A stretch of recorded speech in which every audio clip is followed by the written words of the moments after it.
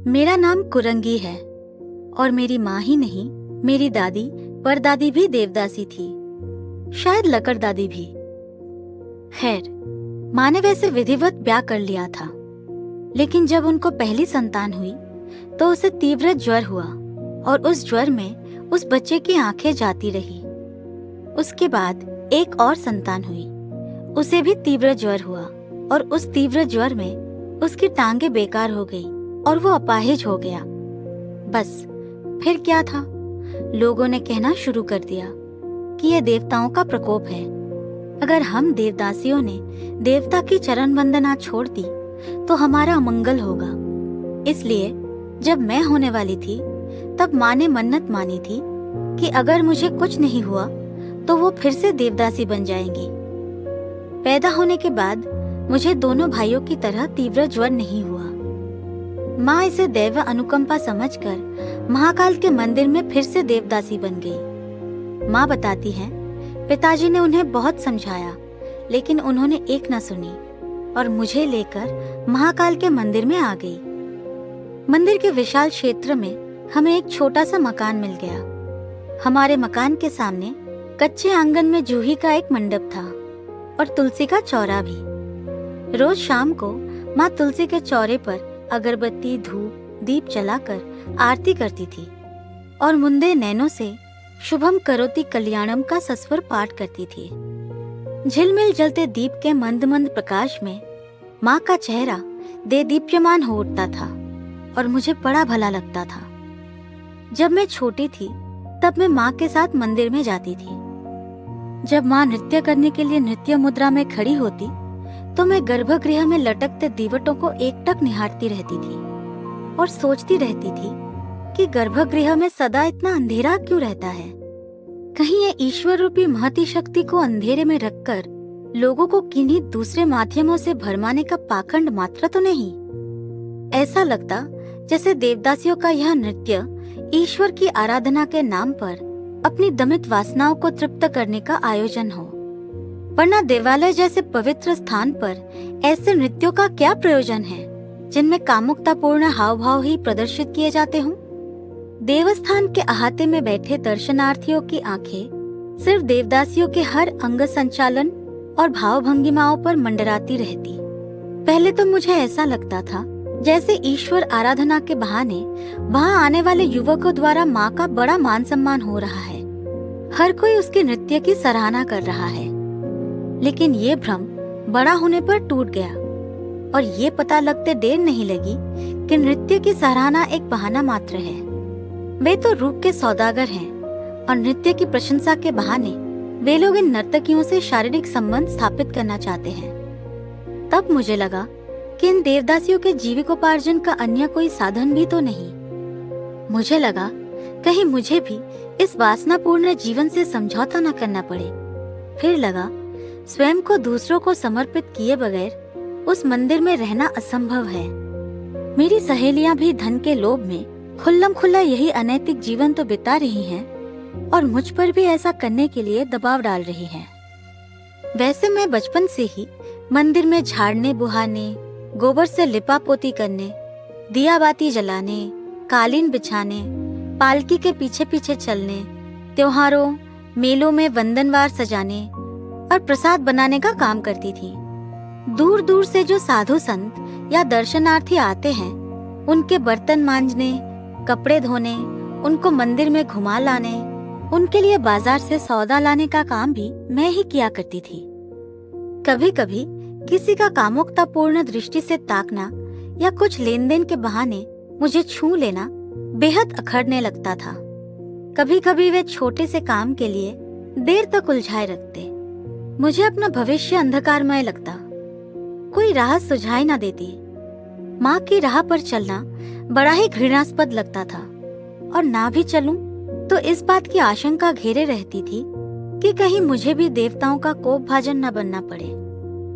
दिन तो जैसे तैसे बीत जाता था, पर सांझ होते ही जी घबराने लगता था और मन में तरह तरह की आशंकाएं उठने लगती थी। माँ तो मंदिर में नृत्य करने चली जाती थी या अपने किसी कृपा पात्र को प्रसन्न करने, और मैं अकेली जूही के गजरे बनाया करती थी। उस दिन भी मैं गजरा बना रही थी। मैं अपने काम में इतनी मग्न थी कि मुझे इस बात का पता ही नहीं चला कि कोई मेरे सामने आकर मेरी इस कला को एकटक निहार रहा है।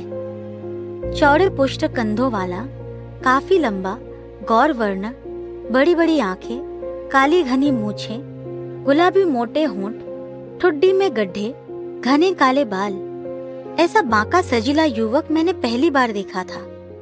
मेरी तो आंखें ही चौंधिया गई। जी चाहा बस देखती ही रहूं उसकी मनमोहक सूरत। आप गजरा अच्छा बना लेती हैं। मैं उसकी ओजस्वी आवाज पर मुग्ध हो उठी। हवा को चीरती सी ऐसी मर्दानी आवाज मैंने पहले कभी नहीं सुनी थी। आप लगाते हैं? मैं? वो खिलखिलाकर हंस पड़ा। उसकी उज्जवल दंत पंक्ति चमक उठी। फिर एक क्षण रुक कर वो बोला, गजरा तो स्त्रियां लगाती है। तभी एक युवक अपने दाएं हाथ में गजरा लपेटे घूमता हुआ आता दिखाई दिया। मैंने कहा, देखिए, पुरुष भी लगाते हैं। लगाते होंगे, लेकिन मुझे तो स्त्रियों को लगाना अच्छा लगता है। आप लगाएंगे? इतना कहते हुए मुझे लज्जा आ गई और मैं अपने मकान की तरफ भागने लगी। अरे, आप गजरा नहीं लगवाएंगी? वो युवक पूछता रह गया और मैं भाग आई। मेरा हृदय तीव्र गति से धड़कने लगा। ये क्या कर दिया मैंने? कहीं मैं अपनी औकात तो नहीं भूल गई? अगले दिन और उसके अगले दिन भी मैं उस युवक से बचती रही। वो मुचुकुंद की छाया में खड़ा रहा, फिर अपने घोड़े पर सवार होकर चला गया। तीसरे दिन वो नहीं आया और मैं ड्योढ़ी में खड़ी उसकी प्रतीक्षा करती रही। चौथे दिन भी वो नहीं आया और मैं उदास हो उठी। सोचने लगी, क्या मैं उसके मोहजाल में फंसी जा रही हूँ? मैं क्यों उस युवक की प्रतीक्षा कर रही हूँ? वो मेरा कौन लगता है? लगा हवा के विरत झोंकों से जिस तरह वृक्ष झूमने लगते हैं और आकाश में चंद्रमा को देखकर कुमुदिनी खिलने लगती है, उसी तरह उसके मुखचंद्र को देखकर मैं प्रफुल्ल हो उठी थी और उसकी निकटता पाकर झूमने लगी थी। एक दिन मैं उसी के विचारों में खोई हुई थी कि उसने पीछे से आकर मेरे सिर के बालों में गजरा लगा दिया। इस विचार मात्र से कि उस युवक ने मेरे बालों में गजरा लगाया है, मेरे मन में कलोल सी फूटने लगी। फिर ना जाने क्यों आशंकित हो उठी। गजरा लगाने का अर्थ है विवाह। क्या मैं उससे विवाह कर सकूंगी? फिर देवताओं का कोप? नहीं नहीं, मैं तुम्हारी नहीं हो सकती। और मैं पीपल के पत्ते की तरह कांपने लगी। उस युवक ने मुझे झंझोड़ कर पूछा, क्यों? आखिर क्यों? मैं देवदासी की कन्या हूँ। मैं जानता हूँ मैं भी देवदासी ही बनूंगी। सो भला क्यों? यही परंपरा है। मैं इन सड़ी गली परंपराओं को नहीं मानता। ना ना, ऐसा मत कहिए। माँ ने भी ऐसा ही दुस्साहस किया था और मैंने उसे माँ और अपने अपाहिज भाइयों के बारे में सब कुछ बता दिया। ये तुम्हारा भ्रम है, ऐसा कुछ नहीं होगा। मैं तुमसे विवाह करूंगा। माँ नहीं मानेंगी। अपनी माँ के पास ले चलो मुझे। मैं आपका नाम भी नहीं जानती। मेरा नाम इंद्राग्नि मित्र है। मैं महासेनानी पुष्यमित्र का अमात्य हूँ। आप तो उच्च कुलोत्पन्न ब्राह्मण हैं और मैं एक शूद्र दासी। नहीं नहीं, आप ब्राह्मण तो देवता के समान हैं और मैं तो देवदासी हूँ। देवताओं की दासी बनकर ही रहना है मुझे। क्या फर्क पड़ता है अगर तुम उस प्रस्तर प्रतिमा की दासी ना बनकर मेरी ही दासी बन जाओ? उसका अकाट्य तर्क सुनकर मैं चुप हो गई। लेकिन मेरी माँ कैसे चुप्पी साध लेती? जब इंद्राग्नि मित्र ने माँ के सामने मेरे साथ विवाह का प्रस्ताव रखा तो वो बोली, ना ना, गाज गिरेगी हम पर अगर हम ये अधर्म करेंगे। पहले ही हमने कम कष्ट नहीं झेले हैं। दो दो बच्चों को अपनी आंखों के सामने अपाहिज होते देखा है मैंने। ऐसा कुछ नहीं होगा। लीक पीटना मनुष्य का नहीं, पशुओं का काम है, क्योंकि उनमें तार्किक बुद्धि नहीं होती। इंद्राग्नि मित्र ने कहा। बहुत कहने पर भी माँ ना ना करती रही। आखिर इंद्राग्नि मित्र चला गया और मैं ठगी सी खड़ी देखती रही। अगले 2 दिनों तक इंद्राग्नि मित्र का कोई संदेश नहीं आया। तीसरे दिन एक अश्वारोही महासेनानी पुष्यमित्र का आदेश ले आया।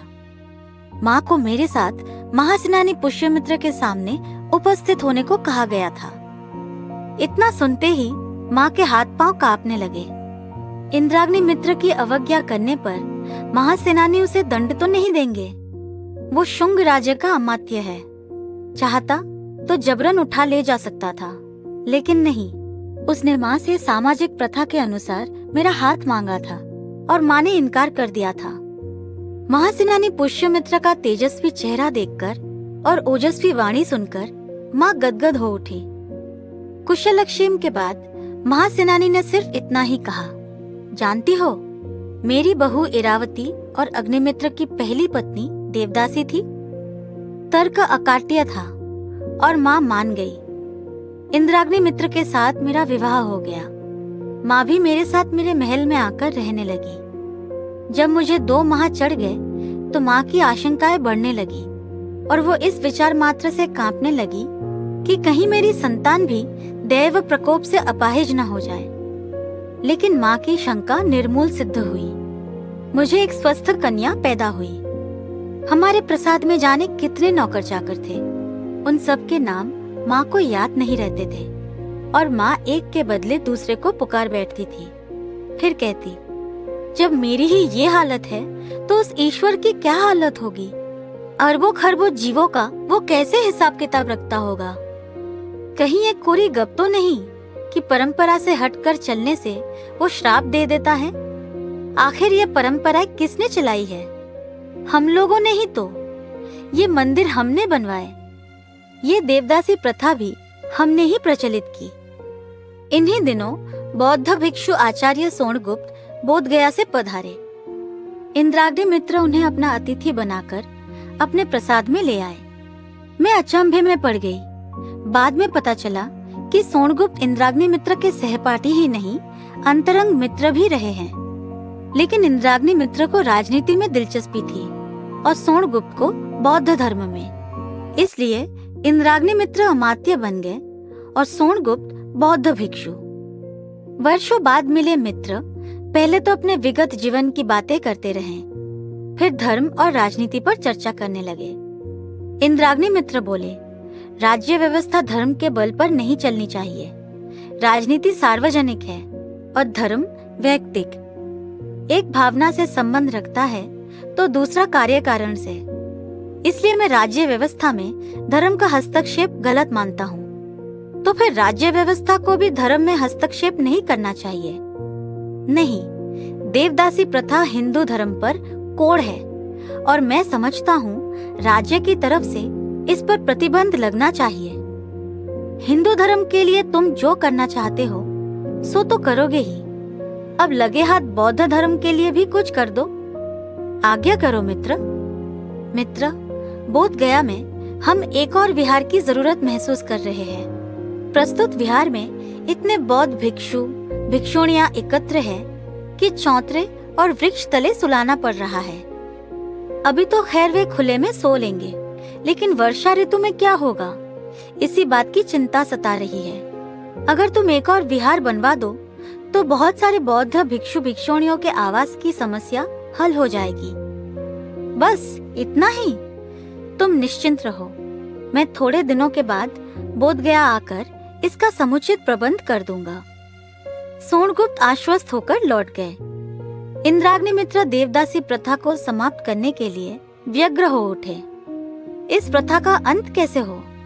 क्यों ना इस प्रथा पर प्रतिबंध लगा दिया जाए और राज्य भर में घोषणा कर दी जाए। ये निश्चय करके वो महासेनानी पुष्यमित्र के पास गए। महासेनानी, देवदासियों की वजह से मंदिर व्यभिचार और अनाचार के गढ़ बन गए हैं और मैं चाहता हूँ कि इस प्रथा पर प्रतिबंध लगा दिया जाए। विचार तो बुरा नहीं, लेकिन इस पर प्रतिबंध लगाने पर काफी विरोध होने की आशंका है। अगर तुम डटकर इस विरोध का प्रतिरोध कर सको तो मुझे कोई आपत्ति नहीं। इंद्राग्नि मित्र ने राज्य की तरफ से देवदासी प्रथा पर प्रतिबंध लगा दिया। प्रतिबंध लगते ही इंद्राग्नि मित्र की आलोचना होने लगी। थू, मंदिर की एक देवदासी ने पान की पीक इंद्राग्नि मित्र के मुंह पर थूक दी। इंद्राग्नि मित्र अपमान की ग्लानि से भर उठे। फिर भी वो अपने विचार पर अडिग रहे। अगले दिन रथ यात्रा थी और रथ के आगे आगे देवदासियां नृत्य करती हुई चलने वाली थी। इंद्राग्नि मित्र अपने दल बल के साथ वहां पहुंच गए। लोग तरह तरह की बातें करने लगे। बड़ा आया समाज सुधार करने वाला, देवदासी का उन्मूलन करने वाला। अरे, एक देवदासी को घर बसा लिया तो क्या हुआ, किस किस का घर बसाएगा? धार्मिक मामलों में दखल देने वाला ये कौन होता है? रथ को तरह तरह के फूलों से सजाकर सब दियों को जला दिया गया। रथ के आगे ढोल बजाने वाले आकर खड़े हो गए। उन्हें घेरे असंख्य नर नारी अबाल वृद्ध एकत्र हो गए।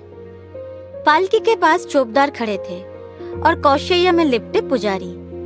पालकी के दोनों ओर 16 श्रृंगार किए देवदासियां नृत्य मुद्रा में खड़ी हो गई। इससे पहले कि वे नृत्य आरंभ करती, अपने घोड़े पर सवार इंद्राग्नि मित्र वहां आ गए और बोले, रोको, ये नृत्य नहीं कर सकती। देवदासियों पर प्रतिबंध लग चुका है। हिंदू धर्म में प्रगाढ़ आस्था रखने वाले उबल पड़े। कुछ एक प्रगतिशील विचारों वाले युवकों ने उनका विरोध किया। दर्शनार्थी दो दलों में बंट गए और दोनों में मुठभेड़ हो गई। पहले तो मुंह से एक दूसरे पर वार करते रहे। जिसके हाथ में जो आया उठाकर फेंकने लगा। पत्थर, ईंट, गोबर, जुलूस में भगदड़ मच गई। इंद्राग्नि मित्र भ्रमित हुए। ये क्या हो गया? वो दोनों गुटों को समझाने लगे, लेकिन कोई नहीं माना। तभी उन्होंने अपने वीरों को छड़ी का उपयोग करके भीड़ को नियंत्रित करने का आदेश दिया। क्रोधोन्मत्त भीड़ भागने लगी।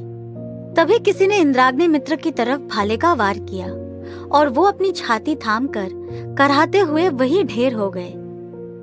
मेरी मांग सूनी हो गई और मैं विधवा हो गई। अब मेरे आगे एक लंबा जीवन था और था एकाकीपन। महल के जिस कोने में जाती, इंद्राग्नि मित्र से जुड़ी यादें सताने लगती। जीवन अर्थहीन सा लगता। संवेदना प्रकट करने वालों का तांता लगा रहता। इसी बीच सोणगुप्त आया और संवेदना प्रकट करने लगा। तभी याद आया, इंद्राग्नि मित्र ने सोणगुप्त से विहार बनवाने की प्रतिज्ञा की थी। मैं उसके साथ बोध गया चली गई। देवदासी प्रथा का क्या हुआ ये तो मैं नहीं जानती, लेकिन इतना जानती हूँ कि प्रथाओं और परंपराओं का इतनी जल्दी अंत नहीं होगा। मैं तो इस बात को लेकर आश्वस्त हूँ कि मैंने और मेरे पति ने अपनी तरफ से इसे मिटाने का भरसक प्रयत्न किया। मगर हर कोई अपनी अपनी तरफ से प्रयत्न करे तो ये गलत प्रथाएं और परंपराएं अवश्य ही किसी दिन मिटकर रहेंगी।